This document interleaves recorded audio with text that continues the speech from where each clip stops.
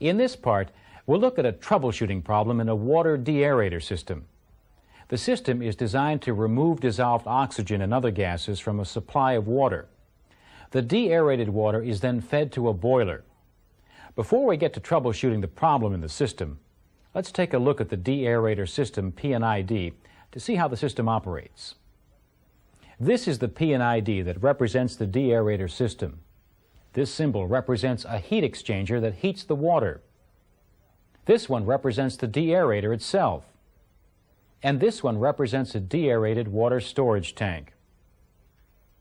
Water flows into the heat exchanger, which uses steam to heat the water. Then the water flows out of the heat exchanger past this device.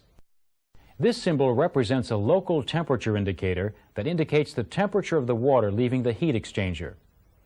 Next, the water flows through an arrangement of valves.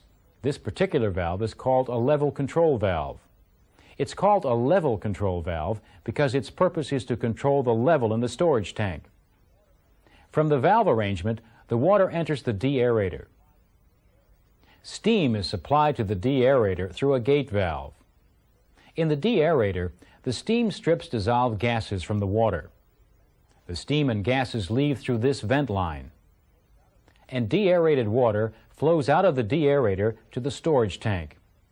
The deaerated water storage tank has a temperature indicator, a level gauge, and a level transmitter.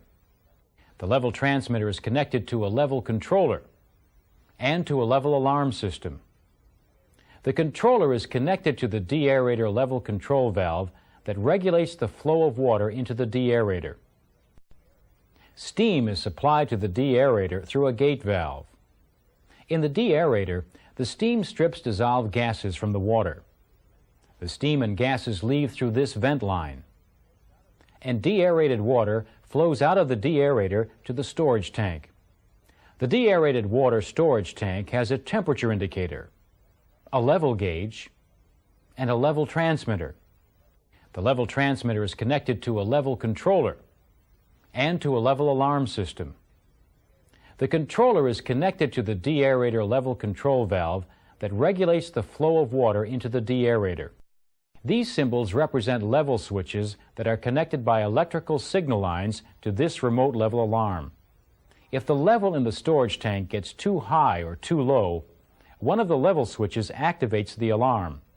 The deaerated water leaves the storage tank through this line. Now let's look at the troubleshooting problem.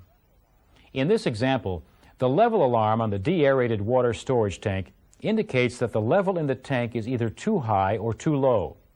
So the first thing to do is determine the actual level. That's done by checking the level gauge on the tank.